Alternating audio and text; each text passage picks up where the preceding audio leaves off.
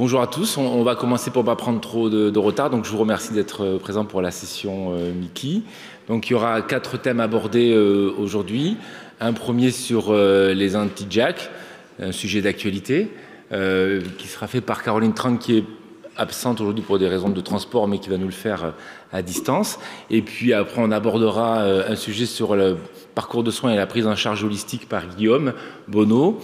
Puis un sujet sur le séquençage des biothérapies par Jérôme Philippi, un sujet difficile mais intéressant que Jérôme va aborder. Puis moi je finirai ça la matinée avec un sujet sur la calprotectine et sur les outils qu'on peut utiliser à la maison pour faire nos dosages de calpro ou de médicaments. Ce sera un sujet plutôt simple et pratique. Voilà. Et puis après, on abordera dans un autre symposium à l'issue les actualités de l'année avec Guillaume. Donc je vais laisser la parole à Caroline, elle a un enregistrement, et puis elle est avec nous après en Zoom, je pense, pour répondre aux questions. On va lancer la vidéo. Est-ce que Caroline est avec nous? Je ne sais pas. D'intérêt. D'abord, une petite photo de famille des anti-jack. Alors, tout en bas, sur votre droite, vous avez un schéma très succinct du principe d'action. Donc, les anti-jack, là, en l'occurrence, sur le schéma, c'est le tofacitinib, c'est un pan-jack. C'est de bloquer la partie intracellulaire d'un récepteur à des cytokines inflammatoires et par la suite de bloquer toutes les voies de signalisation intracellulaire qui conduisent à la réaction inflammatoire. Celui que vous connaissez, le tofacitinib, donc le Gelzance, a actuellement son AMM dans la rectocoïde hémorragique en deuxième ligne après une biothérapie par anti-TNF-alpha ou par vedolizumab. 2 autres anti-JAK vont prochainement être disponibles. Les 2 ont obtenu leur AMM européenne. Le filgotinib a obtenu son avis à HAS, l'upadacitinib pas encore, et les 2 attendent le cadre de remboursement. Ces 2 anti-JAK seront probablement à prescrire en 3e ligne après un anti-TNF-alpha et du bezolizumab. Et la particularité, c'est qu'il est possible que le filgotinib, donc le Jyseleca, ne soit prescriptible que chez la femme pour des problématiques de spermatogénèse observées durant les phases de développement. Concernant l'upadacitinib, c'est un traitement qui est également en développement dans la maladie de Crohn et qui va avoir son AMM européenne. Par contre, il n'y a pas encore de date de définie. Nous allons parler du tofacitinib, qui est la seule pour le moment disponible. Le tofacitinib, eh bien, l'initiation de traitement, elle s'adresse au rectocoïte hémorragique modéré à sévère, c'est-à-dire un maillot total au moins supérieur à 9. La dose initiale, 10 mg 2 fois par jour, matin et soir, pendant 2 mois. Il vous est possible de prolonger 2 mois de plus si vous n'avez pas obtenu la rémission, puis de descendre sur la dose de 5 mg 2 fois par jour, qui est la dose d'entretien. Il faut savoir que c'est une prescription initiale hospitalière sur des ordonnances d'exception. Concernant les délais, comme je vous l'ai dit, il est possible de prescrire au-delà des 2 mois. Néanmoins, sur les recommandations STRIDE 2, on considère que la réponse au traitement, au tofacitinib, elle doit être assez courte et elle doit être de maximum 6 semaines. Donc la réponse, c'est-à-dire diminution de 50% des symptômes, et la rémission, c'est-à-dire plus de symptômes, normalisation du transit et disparition du sang, elle doit survenir dans les 11 semaines. Ce qui fait que voilà, cela se discute en cas par cas pour suivre la période d'induction.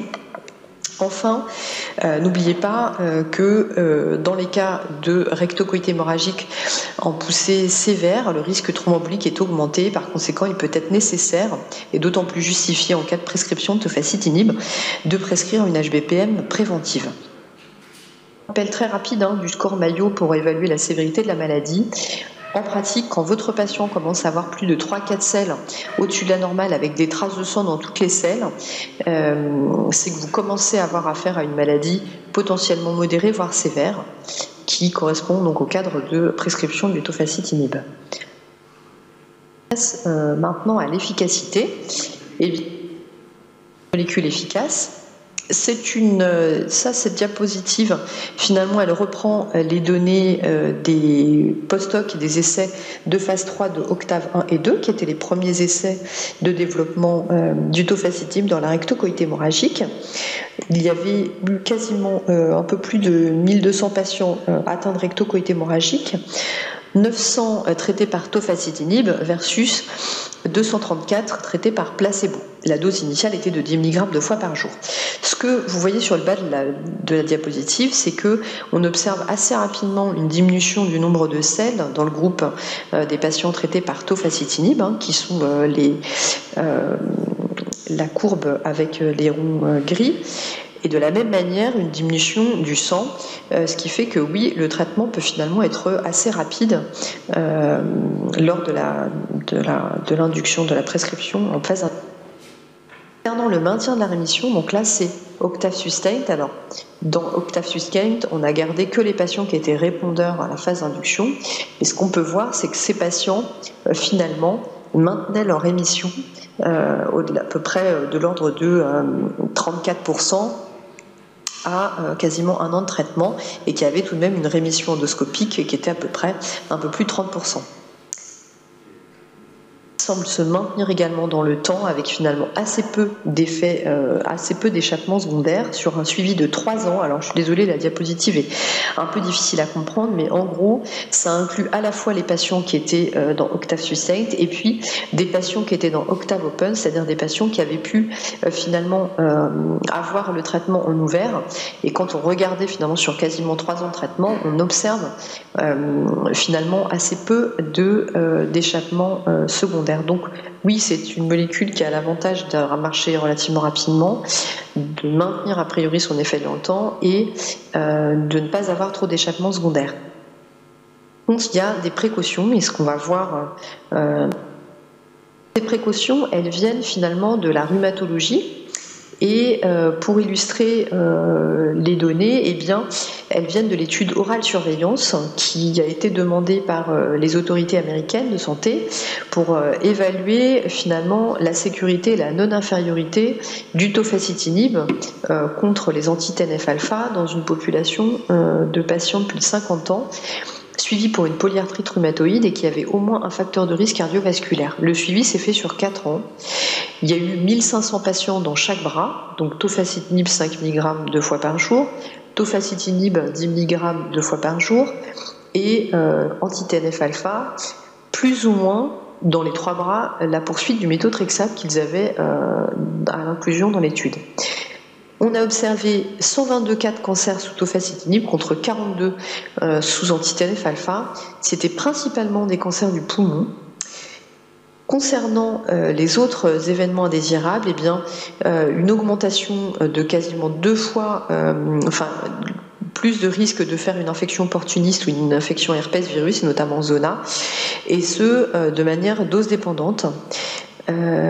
Également plus de risque d'embolie pulmonaire sous tofacitinib comparé aux anti-TNF-alpha et ce également de manière dose dépendante.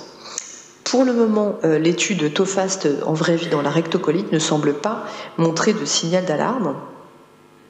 Ces données semblent confirmer pour le moment pour les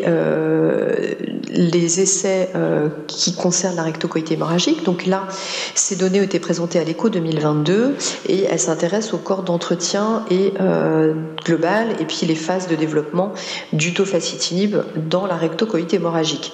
Ce qu'on observe, c'est effectivement une augmentation des infections, notamment herpétiques, comparée au bras placebo. Et puis au cancer et aux complications cardiovasculaires et thromboemboliques, eh bien, il ne semble pas, on observe certes un risque majoré, mais qui semble quand même moins important que dans l'étude orale. L'élément finalement intéressant, c'est que ces facteurs de risque cardiovasculaires, eh bien, ils sont probablement conditionnés par les facteurs de risque associés.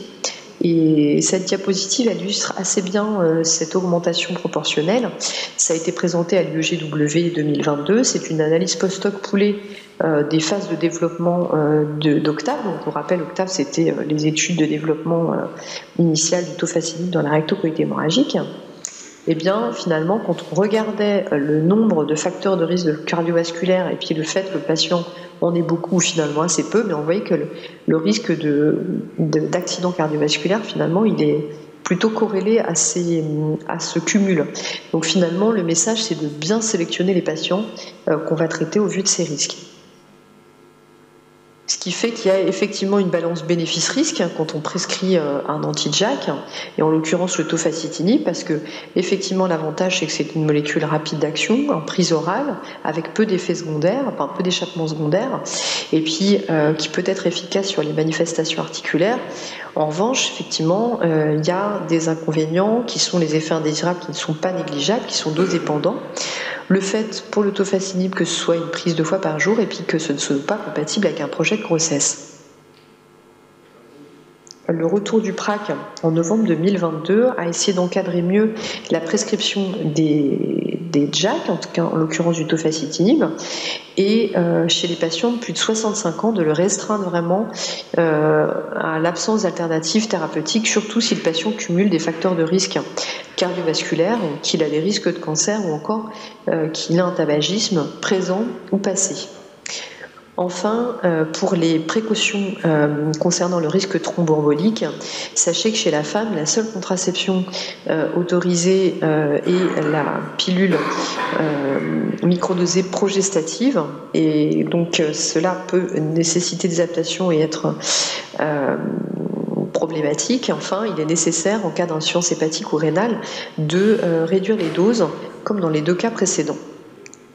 Le traitement est contre-indiqué en cas de projet de grossesse et doit être arrêté 4 semaines avant la contraception.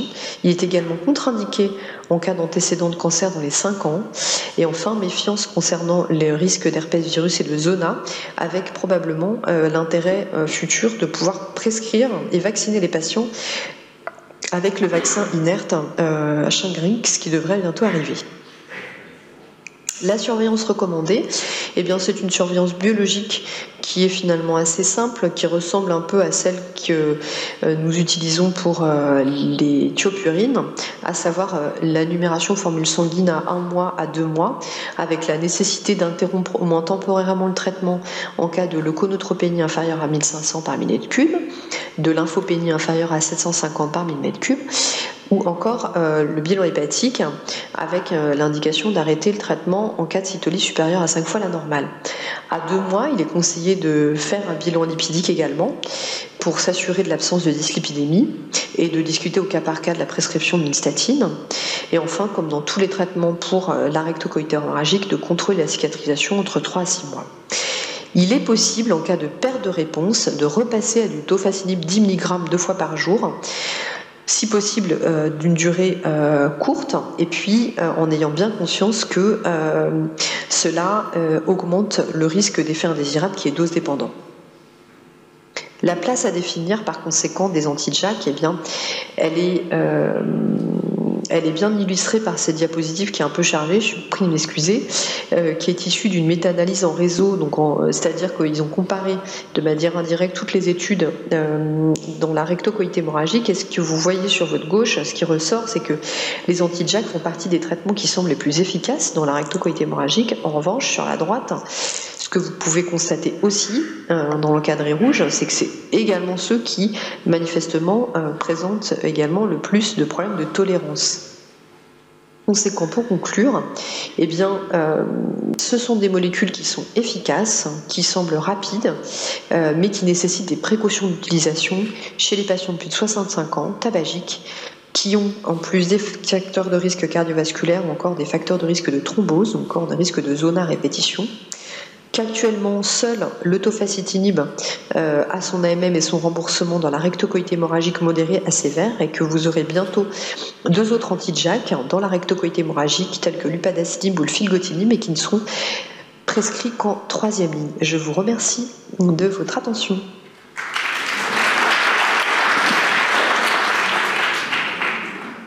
Alors, je ne sais pas si Caroline est avec nous. Est-ce que Caroline est connectée? Je ne sais pas. Oui, peut-être. Non. C'est ouvert à la discussion. Si vous avez des questions, si Caroline. Ah oui, elle est là. Voilà. Bonjour. Bon, c'était super. J'ai peut-être une toute petite question. Alors oui, l'actualité bouge beaucoup parce qu'en fait, finalement, on a appris aujourd'hui que le remboursement du filgotinib avait été approuvé, donc ce qui veut dire qu'il pourrait être prescrit beaucoup plus tôt. Effectivement, il y a une différence entre les deux, puisqu'il y en a un, c'est 3e ligne, il faut un échec d'un anti-TNF ou du VEDO pour prescrire par rapport au TOFA. Ma question, est-ce qu'on a le sentiment, alors c'est compliqué, que c'est peut-être ces nouveaux anti-JAK sélectifs vont être avec moins d'effets secondaires ou pas? Parce que là, ça n'a pas été détaillé finalement dans ce qui a été dit par le PRAC. Ben oui, alors effectivement, il est possible qu'ils aient quand même des profils de tolérance qui soient meilleurs que le TOFA parce que c'est pas des pan-jack. Après, la particularité, c'est que nous, en gastro, on utilise quand même des fortes doses, contrairement au rhumato, et donc il est possible quand même qu'il faille nuancer un peu le propos et se méfier tout de même de ces effets-là. Mais la subtilité, effectivement, c'est que sur ces nouveaux JAK, on ne pourra les prescrire qu'en 3e ligne parce que Varciti n'existait pas quand le TOFA a eu son AMM dans la RCH. Mais effectivement, même des meilleurs profils de tolérance que le TOFA. Une question de Pierre, tout le monde. Bonjour, oui, j'ai 2 patients sous TOFA à 10 mg x 2 au long cours, perte de réponse à 5 x 2, donc obligé de le laisser. Patient jeune, 40 ans, en échec de 2 premières lignes et qui n'ont pas d'antécédent cardiovasculaire ni thromboembolique, donc je l'ai laissé pour l'instant avec 1 an et demi de recul. Qu'est-ce que je fais? Alors, rémission clinique, pas endoscopique, mais mieux, ils sont contents du traitement. Qu'est-ce que je fais au long cours? Je laisse à 10 x 2, ou je me pose sur de long terme, je ne sais pas si on a la réponse, ou alors est-ce que déjà je me pose la question d'un nouvel anti-JAK? Alors, parce qu'il n'a pas cicatrisé complètement? Non. Mais on peut dire que vraiment il y a une amélioration endoscopique de 75%. On était sur un score UC-US, on était à 6 sur 8, on est à 2 sur 8, c'est mieux, mais il n'y a pas de rémission endoscopique. Ouais. Alors après, tout dépend des nombres de lignes de traitement qu'il a eu avant, des classes thérapeutiques qu'il a eues. Si effectivement vous avez épuisé plusieurs lignes des anti-TNF, de l'Ustec, du Vedo, et que vous vous retrouvez en difficulté, en soi, c'est pas une contre-indication de poursuivre à cette dose-là. Le questionnement, il est plus sur le fait qu'il ne soit pas en rémission profonde sous TOFA. Et après, on n'a pas encore de données sur un traitement, sur un anti-JAK après du TOFA pour le moment dans la rectocolite hémorragique. Donc pas possible de vous dire finalement si vous ne vous retrouverez pas dans la même situation avec un autre anti-JAK. Je vous avoue que moi je regarderais peut-être plus sur d'autres lignes de traitement, notamment de l'Ustec éventuellement s'il n'a pas eu encore ce traitement-là ou du Vedo, plus par manque de cicatrisation finalement que par le fait qu'il soit à 10 mg x 2 au long cours. Jérôme. Oui, commentaire par rapport à ce qui vient d'être dit. Pour donc des patients qui sont en échec de TOFA, le recours à d'autres anti-JAK, parfois ça marche. Alors ça, c'est expérience perso et d'autres experts. Moi, j'ai des patients qui étaient en échec de TOFA à dose optimisée que j'ai mis sous UPADA et avec de très bonnes réponses. Et le deuxième commentaire, c'est par rapport à la désescalade de dose. Moi, maintenant, par expérience, les patients qu'on met en induction à 10 mg 2 fois par jour, je ne passe plus à 5 mg x 2. Parce que les patients chez qui on désescalade, souvent ils rechutent et quand on remonte, on ne regagne pas l'efficacité. Donc quand ça marche à 10 x 2, il y a également beaucoup d'experts qui ont tendance de laisser cette dose-là, avec le risque potentiel d'effets secondaires qu'on surveille. À ce moment-là, s'il y a des soucis, on change de traitement. Et moi, c'est vrai que je ne désescalade plus pour ce problème de perte de réponse qu'on ne regagne pas. C'est sûr que dans notre cohorte, on a quand même beaucoup de malades qui sont à 10 mg x 2 quand même. Tous ceux qu'on a, on en a au moins 50%. Ouais. Alors, il y a quand même quelques données dans la littérature qui montrent qu'on arrive quand même à récupérer 30% en réoptimisant, mais voilà, après, c'est toujours le pendant de la tolérance au traitement, quoi. D'où l'intérêt de bien sélectionner les patients, quand même, de ne pas prendre des patients qui ont des facteurs de risque. En fait, c'est vrai que je ne vous ai pas du tout présenté au début les contre-indications, mais finalement, elles sont pour le reste, comme toutes les autres biothérapies ou immunosuppresseurs, mais c'est vraiment cet aspect de sélection du patient qui est fondamental, parce que en termes de risque cardiovasculaire, finalement, vous réduisez clairement le risque à partir du moment où vous n'avez pas de comorbidité, ce qui est finalement le cas de la plupart de nos patients Mickey.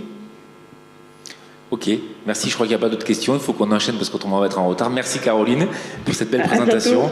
À bientôt, une prochaine fois en présentiel, j'espère. Voilà. Oui, à bientôt. Au revoir. Au revoir.